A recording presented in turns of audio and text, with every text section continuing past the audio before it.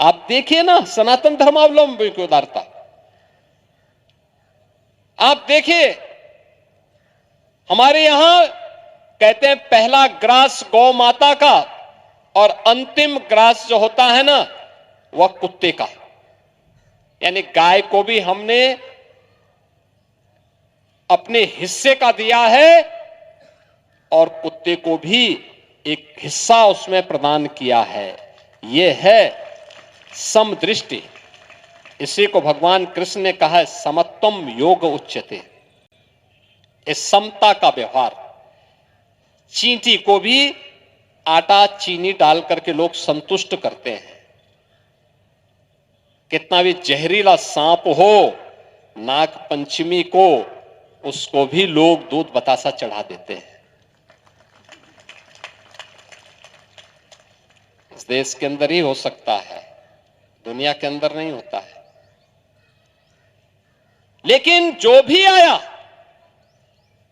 शरण मांगने के लिए आया तो शरण मिली। लेकिन यहां बहुत सारे लोगों ने शरण तो ली, लेकिन कुछ लोगों ने शरणार्थी के धर्म का निर्वहन नहीं किया। यहां आकर के हाथ की उंगली पकड़ करके बाद में गला दबाने का काम भी उन्होंने करने का प्रयास किया।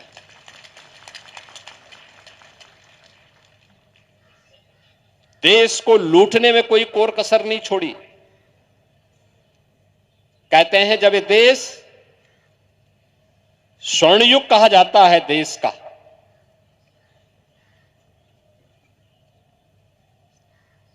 चाणक्य और चंद्रगुप्त मौर्य की का जो शासन था, याद करिए वो देश का स्वर्ण युग है। चाणक्य जैसा जिस देश में सलाहकार हो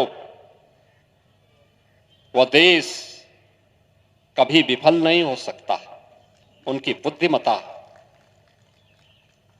उनकी सूझबूझ, उनका अर्थतंत्र हर भारतीय को कृतज्ञता ज्ञापित करनी चाहिए।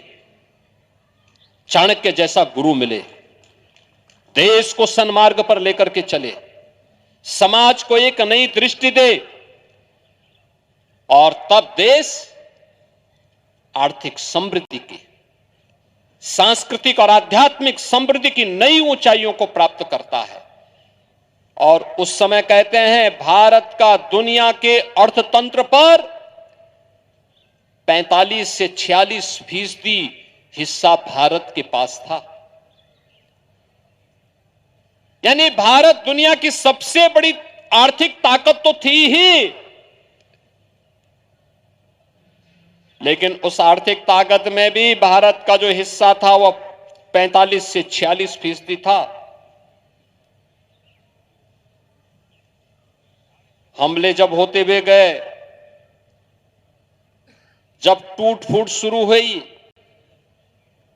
हम आपस में बंटते गए, मत और मत के आधार पर, संप्रदाय के आधार पर, जाति के आधार पर, क्षेत्र के आधार पर, भाषा के आधार पर।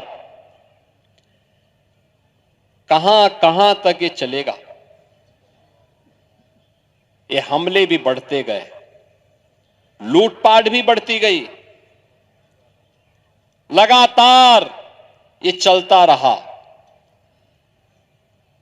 कहते हैं आज से 400 वर्ष पहले तक दुनिया की अर्थव्यवस्था में भारत की हिस्सेदारी सर्वाधिक तब भी थी। नंबर 1 पर भारत था, नंबर 2 पर चीन था। चीन तेजी के साथ आगे बढ़ रहा था। उस समय भारत को उस प्रकार का नेतृत्व नहीं मिल पाया था जो अपनी समृद्धि को और तीव्र कर सके। करता भी कैसे? जो देश अपनी सांस्कृतिक मूल्यों से, अपने आध्यात्मिक मूल्यों से च्युत हो जाता है, अपने महापुरुषों पर गौरव की अनुभूति नहीं करता, अपने मूल्यों और आदर्शों से विरत हो जाता है, उसका वर्तमान भी सुरक्षित नहीं होता और उसका कोई भविष्य भी नहीं होता है। और यही सब कुछ हमारे साथ भी हो रहा था। चीन बढ़ रहा था, लेकिन भारत को उस दिशा में आगे बढ़ाना है, इसके लिए जो कोई प्रयास होना चाहिए था, नहीं हो पाया उस कालखंड में। परिणाम क्या था? धीरे धीरे करके भारत धीरे धीरे करके कमजोर होता गया। मुगलों ने तो लूटा ही था, अंग्रेजों ने भारत की आश्रम पद्धति पर प्रहार किया। उन्होंने यहां के किसानों को, जो उत्पादक था, उसको कर्जदाता बना दिया। हमारा हस्तशिल्पी कारीगर बेरोजगार हो गया। देश दिग्भ्रम की स्थिति में पड़ गया। परिणाम क्या था हमारे सामने? असमंजस की स्थिति थी। एक ऐसा चौराहे पर हम खड़े थे जहां पर हर व्यक्ति किम कर्तव्य विमूढ़ की स्थिति में था। और परिणाम क्या था? जब ये देश 1947 में आजाद होता है, तब दुनिया की अर्थव्यवस्था में भारत की हिस्सेदारी मात्र 2% रह गई थी। 46% से घटते घटते घटते मात्र 2000 वर्ष में भारत 2% पे सीमित रह गया।